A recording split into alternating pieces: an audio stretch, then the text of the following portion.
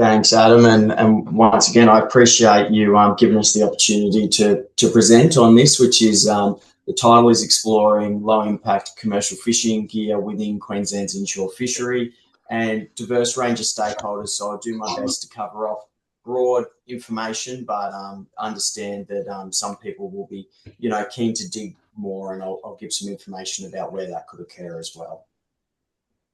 So I'd also like to start by on behalf of the Department of Primary Industries, acknowledging our Aboriginal people and Torres Strait Islander people as the traditional custodians of the land. We recognise their continuing connection to land, sea, water and sky, and pay our respects to them, their cultures, their elders past and present, and commitment to ongoing reconciliation. So who am I? Well, I'm a fisheries researcher within Animal Science Queensland, which sits within Department of Primary Industries, but isn't within the management body Fisheries Queensland. It actually sits under agriculture. So I sit with actually a bunch of beef and sheep people doing targeted research. In terms of me, I'm also an adjunct. I work across universities, co-supervising students, some of which directly related to this, and other which in broader topics such as recreational fishing or biology and ecology of key species. And a bit of a fun fact is I've actually featured in 2 past webinars, although you might not have recognised me. One was in Julian Pepperell's. He spoke about some of my PhD research on marlin, and another one was some of the work that I've been doing with John Mitchell on Spanish mackerel tagging. So but glad to be here in person giving the talk myself today. So in terms of today, we'll give a bit of an overview around the background of the project, particularly because it's a broader audience. We'll go into some preliminary results. That's going to be a bit of a quick snapshot, and then just highlight some next steps. So I think to start off, I just wanted to provide an overview of what is the inshore fishery. It's our multi-everything fishery in Queensland. It's multi-species. There's over 120 species that are captured within inshore waters from Cape York down to the New South Wales border. Some of those are primary target species, and everything is either a high value recreational or a secondary species commercially. And in terms of the different sectors, there's not just recreational and commercial, there's charter operators, there's traditional owners, and it is quite an important fishery for our seafood consumers. Much of our fish and chip shops supply key species such as barramundi, mackerels, and others that appear within the fishery. From a commercial perspective, it's always had multiple methods that's been used. So that is gill nets, some seine nets, which are really bait nets, hook and line methods, and tunnel nets comprise the suite of gear. And those are sort of regionally structured across the fishery. In terms of species, so this is excluding the mackerels and sharks, this plot here, but you can see that, barramundi is the primary species. Once you take out, say, grey mackerel, which is actually the dominant species within the Great Barrier Reef area. When we go further south, we see mullet and whiting are actually the dominant overall harvest species, but they haven't been included here. But one thing you'll notice is this is a 10-year snapshot of harvest within the fishery commercially, and you see a lot of species like barramundi, queenfish, threadfin salmon, trevally are all very valuable recreational species as well. So direct overlap, in a lot of those important ones. Now, the sort of why we're doing what we're doing is, from a commercial perspective, there has been pressure from the inshore gillnet fishery for quite a period of time. And the ongoing nature of that interaction has affected, the social license over 30 years of the fishery. The commercial fishers, like Paul spoke to earlier, do a good job of avoiding them, or if there is an interaction, making sure that they're dealt with really well. But there has been recent pressure on the fishery, which was ultimately the UNESCO reactive monitoring mission on the reef, suggesting that they recommended a phase out of what they call destructive gill net fishing practices for protected species. So that was their wording, and that was led to a series of decisions or recommendations about how how a buyout and how a restructure of gill nets in the Great Barrier Reef could occur. There was a task force set up to understand how the buyout and the restructure would occur of gill nets, and one of the key parts there was that the task force recommended an evidence-based approach to developing and trialling alternative sustainable commercial fishing practices with commercial operators. So why are we doing this? Well, there remains a number, and basically all the species within the fishery are deemed as sustainable and valuable species. So, if we can find another method to catch them commercially, why should we not look at it? The program is focused on those inshore species, so it's not creating new gears for, say, offshore reef fish, for instance. And the priority work is in the Great Barrier Reef, but we are aware that there's pressures outside of there. In the Northern Territory, there's a gill net phase out. So, there are some other pressures there too. Adam, I'll just ask if you can mute some of our other participants. I'm just getting some feedback and typing and other things if that's possible. The program as it's structured is going to be in 3 broad phases. We've largely completed the scoping phase, and I'll highlight what that looks like. We're in the middle of the trialling phase at the moment. And then we will go into if there's any gears that are viable and show a good promise, we can look at the implementation, which is actually how would they go as a commercial gear rather than just a research trial. Importantly, our trial phase is focused on the 3 pillars of sustainability. That's ecological, economic, and social sustainability, and trying to understand how different gears align with that. I will also flag it is jointly funded by the Queensland Government and FRDC, and we have important partners, many of whom are on today, but I will highlight UTAS, Evident, and Arata are some key partners in this project. So the scoping. So how did we come up with the gears that I'll present on later? We held some workshops, firstly regional workshops with commercial fishers to understand, was there an appetite for even transitioning? And if so, what comes to mind for them as alternative gears? And, what are the considerations around that?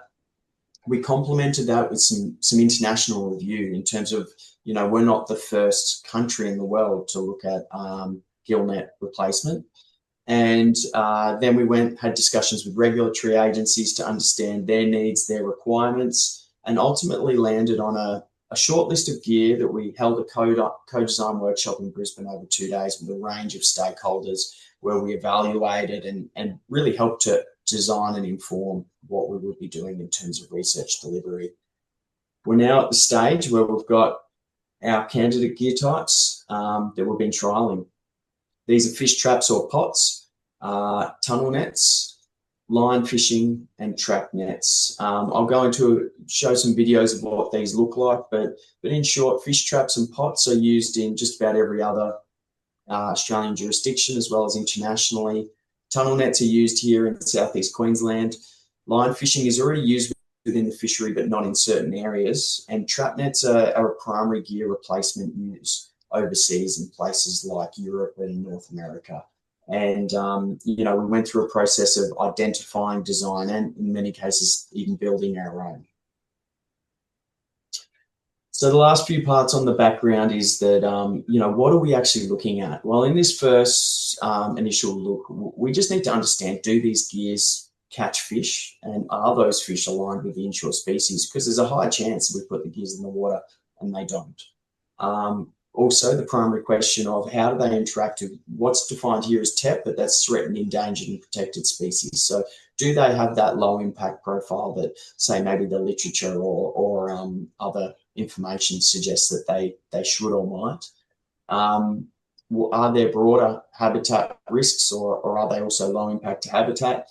And, then from there, we want to be able to focus on any key species that are coming out and understanding, are there any broader ecological risks happening there? As I said, we do have some partners, and this is not just about the catching of the fish, it's about the economics too. So, what business costs change, for instance, if you're having a crew to work with as opposed to being a sole operator? And can this new business under a new set of gears break even? Can it be viable? Will the fish court basically cover the costs is the key question. And is there any way that we can explore the right markets that these fish are going to? So Stephen Namgo and Max are from University of Tasmania and University of Queensland working here. We also have Emily Ogier from University of Tasmania and our Everton team working on social and behavioural science. So looking at things like how can changes in gear do well for fishers? What are the effects, benefits and costs to the broader community? And will the gears be acceptable to other stakeholder groups? So that's the overview of our background. I'll provide a bit of a snapshot on what's been happening to date and going to the gears. So as I said, we had 4 key gear types we've been trialling. We've done around 16 days of tunnel netting. That's been focused on sort of some of those middle dots there around Bowen and the Whitsundays area. It's highly site dependent gear type. And it can only operate really on neap tides. We've got fish traps where we've done 90 days of trialling over this year and over 2,000 pot lifts. That covers most of the circles you see there on the right. Trap nets we've started trialling later in the year due to some of the gear being imported from overseas, and that's covered a range of areas from about Ayr to Gladstone. And we've also had some line fishers we've been working with that applied to support the research, particularly from an economic side of things, and understand how does gear performance look to them in terms of viability of line fishing. So I'll just share my audio and play some videos which will introduce some of our gear types.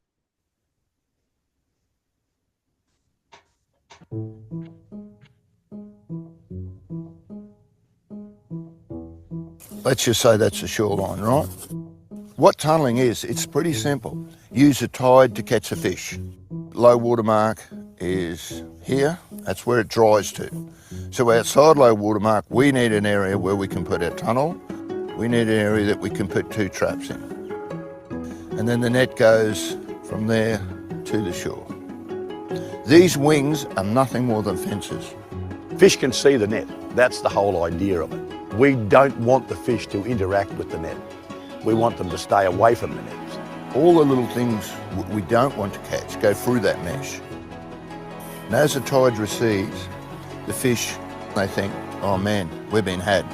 We've got a net around us. So they race up and down along the net and they see this hole and they think we're out. So they go in there, but then when they go out, it turns them back in again. And as long as there's plenty of water in there and there's none in here, that's where they'll stay because they feel safe there. So every fish from there to there in that area ends up in here. Now across the mouth of the tunnel, we have a grid that stops turtles, stingrays from getting in here where we're going to end up with a fish.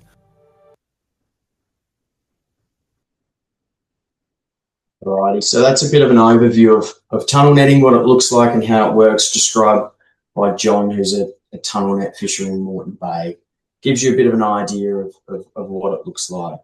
Now, some of this gear type had also already been trialled in North Queensland by Andrew Chin from JCU. They did a couple of shots in Cardwell and recommended that it could work but needed a number of modifications, and John actually led that trial. So we got him, the Moreton Bay team, up to work with commercial fishers from North Queensland to understand, okay, if we implemented those modifications in some of the other areas, could we be successful? Cool. So just in terms of our catches today, so we've caught over 50 different species or species groups within our tunnel nets. The top 5 species by weight include trevallies, sicklefish, biddies, permit and barred javelin fish. But within the top 10, you also see other key species such as blue salmon, barramundi and queenfish. So you can see that although it's not the same species composition as the net fishery, most of that top 10 or 20 species are the same, with the exception of a few species such as permit have moved up into there, which weren't, say, traditionally captured with their by gill nets.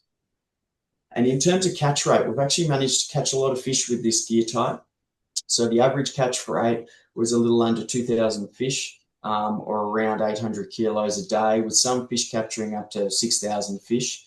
And most of that, when you actually look at it of, okay, how does it align to potentially marketable or legal products, so legal size fish from the net fishery, there are potential that, these fish could be harvested and potentially sold. So, in terms of a gear type that can work in these areas and catch fish, it's certainly doing that. There's some big benefits there. Some of the restrictions are that the tides and weathers needed are a little bit restricted in the areas from Mackay through to Rockhampton, for instance. They just don't have small enough tides, so we've really struggled to even identify days where they could be run. You require really specific areas, so that's sort of gentle tidal flats where that has fringing habitat.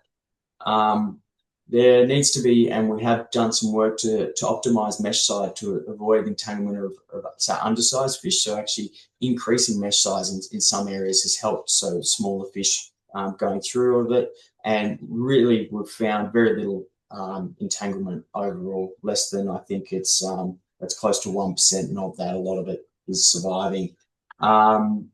They can be costly to build, and they do require a crew. So as you saw, there's multiple people, whereas gillnet fishing often requires one, maximum two people to run. So there's some challenges, but we have had some successes as well. So we have had what we deem as TEP interactions, which are turtles swimming around in that hard area. You saw them swimming along the net.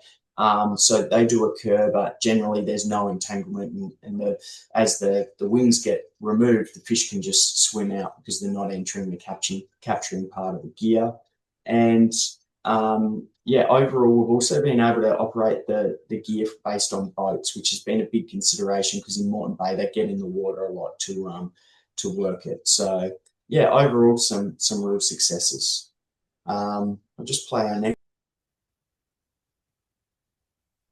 The trap net style gear would have a lead that extends out from the bank where the fish are naturally moving along. We run a wing off here to the trap, then a wing off here. So when the fish move down the lead line, they're then encouraged into a box. All this drains off, fish come down into the trap. Low tide, this is still in 1/2 metre of water.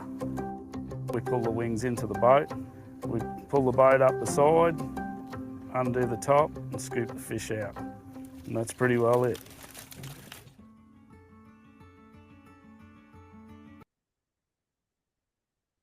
So for our trap nets, once again, you can see that they're a herding style of gear that really guides fish along some small mesh panels made of, say, trawler style mesh, not monofilament. So the actual net wings are more like fences. They're not aimed to actually entangle or catch fish, and they're about guiding fish into boxes. This is quite a small style of gear, and as you saw, there was multiple ways you could set it. You could have a lead to the bank which directs fish in, which we call a traditional style set, or we could have two short wings that go out. And been trialing heavily, and this gear has come from some largely non-tidal waters in North America, and so it's taken a bit of work just to understand how it can work in our species and areas here.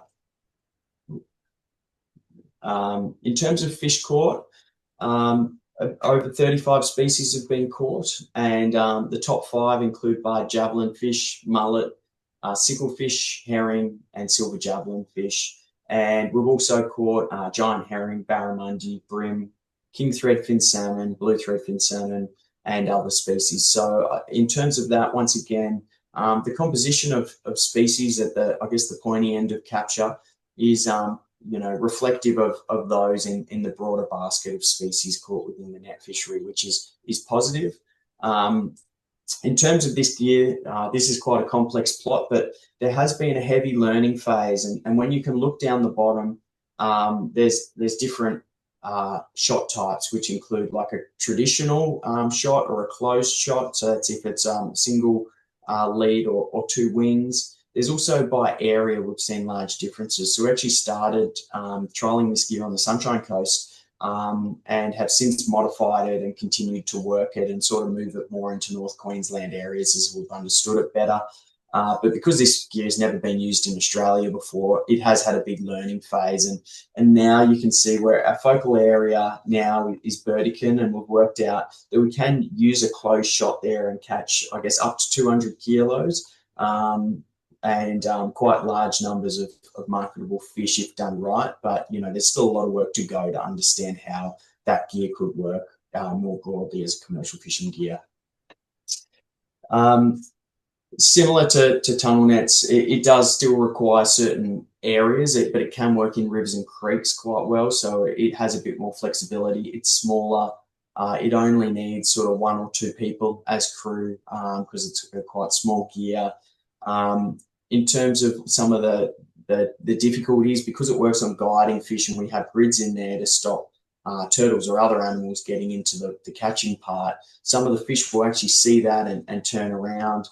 And so that's been something that has mitigated, I guess, successful catches of certain species like barramundi at times. And we've actually had some quite strict permit conditions, which has affected our flexibility in being able to probably, you know, I guess, tweak that gear, knowing it's come from overseas in fresh water and making sure it can be fit for purpose here in Queensland waters. It's also had, you know, very little interactions with TEP. I think we've had one interaction with a turtle that was minor, no capture of that, and yeah, works well in the environments. And the final gear I will.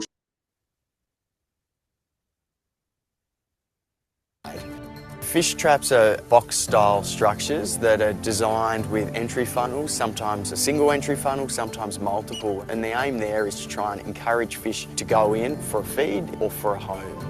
And in doing so, you're able to keep the fish rather happy within the trap and then bring it up to the surface where we can select out what we want and return what we don't want.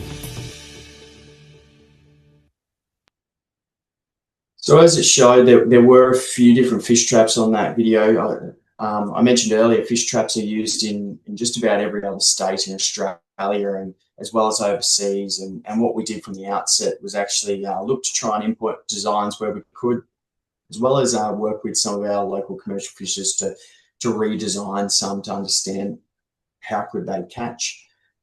It has been quite a difficult gear type to use, and I guess this is the whole reason we're doing a research-first approach is understanding how it works in Queensland waters. So you'll see the dominant species there on the graph is mud crabs. So we've caught, I think that's probably up over 1,500 mud crabs now, and there's 65% of the catch. So this was expected in some ways, but unexpected, just the sheer number that we would catch. And of the 2,000 odd soaks we've caught, I think that's getting up now probably towards around 750 fish. The key species, when you look at fish, we're looking at gold spot, rock cod, catfish, bream, Moses perch, and barred javelin fish. So less of your barramundi, threadfin salmon, and other species that have been traditionally high volume captures. And this is about a dozen of our different designs. So you can see that there's a design, and then if we've modified it, we've actually captured if a modification has caught any differently. The key story here is that on the bottom axis, it's average catches per lift, and you can see the 1 and the 2. So that's if it's catching 1 fish per time you soak it, or 2 fish, and you know, there's only about 1 of ours there, which is actually a crab pot style round, so most similar to our conventional crab pots. Has caught about 1 fish per trap, and once you scale back and understand, okay, are they undersized or legal size fish, it ends up being about 1 fish every 5 traps. So certainly not what we anticipated, but that's the whole reason why this is a research first approach. And some other challenges, just like with crab pots, you can have lost gear or ghost gear, which can affect things. You're also working in with multiple sets of gears in inshore areas with other people who are, say, mud crabbing and other things. So, you know, you have that competition for space element with this. We have had escape panels that we've put in the gear which erode. And, you know, there are some positives such as no TEP interactions and very little meshing of fish. So, you know, there are some positives there, but in terms of fish catches, it's been difficult. Our last one, and I won't show a video for this because most people know line fishing, is it's just basically fishing with a hand line or a rod and reel, similar to how recreational fishers would fish as well. You know, this has been, as I said, we had 24 operators across 4 regions of Queensland, from Cape York down to Baffle Creek. And in the top region, we actually had some really good catches. So we had about 5 tons of fish caught within 70 days across a couple of operators, which, you know, equates to around 120 odd kilos of barra a day and is supplemented by other inshore species catch like fingermark and mangrove jack and so on. In the other regions where it starts to get a bit more densely populated and there's greater competition for fish, we see catches drop. Catch rates on average there's been around half a ton of barramundi with around 11 kilos a day, or, you know, 2 to 3 fish. Yeah, but there have been some good days, but it's not as consistent. And we do still see some catches of other species like trevally, queenfish, mangrove jack, etc. with those. So, you know, that's something we're continuing to work on and trying to understand, particularly throughout regions 2 to 4, which is from about Cooktown to Baffle Creek. For those that don't know where it is, you know, how do we continue to look at line fishing in these regions? We've also, some anecdotal information and some information from the economics is we definitely do have some high selling prices in some areas, but you know, that consistent high sales value is not across the board and in all areas for high value line caught species. So it can occur, but yeah, just not everywhere. And there have been some other successes, obviously very low TEP interactions and low operating costs, and it really works well with other fishing methods as well. So if you're going to be reef line fishing or crabbing, for instance. So a bit of a wrap up, so we can get into some questions and some more information. Is you know, where are we going from here? So we're hoping to come out and do some information sessions where we can get drill down into more detailed questions that people might have about certain species or certain areas with smaller groups in early 2026. So we're looking at Cairns, Townsville, Bowen, and Gladstone for some of those key areas there, and Mackay. And we're currently scoping what the 2026 field trial season will look like in terms of, you know, what sorts of work might need to be undertaken. Do we need to understand some more complex questions like post-release survival or other elements? We're also, you know, sort of going full tilt on our fisheries economics work, doing a number of interviews with commercial fishers and others, trying to understand, you know, what does this look like from an economic perspective. But we also have our team out there, and particularly Everton may or may not have interviewed or contacted a lot of you to understand what does the social side of the project look like. And Everton have been unreal. They've spent a fair bit of time in Townsville and Mackay to date, going around, just understanding what are people's views and understandings of not just the project, but you know, what their fishing behaviour looks like and their interests and what's important to them. This is the start of something, but there's still a long way to go. And by participating, we all get to help steer it in a way that works for us as a community and sustainability. So thanks everyone for your contribution today. I wish you all the best for a happy, healthy, sustainable Christmas, and hope you get lots of time on the water and eat some great seafood. Catch you next year.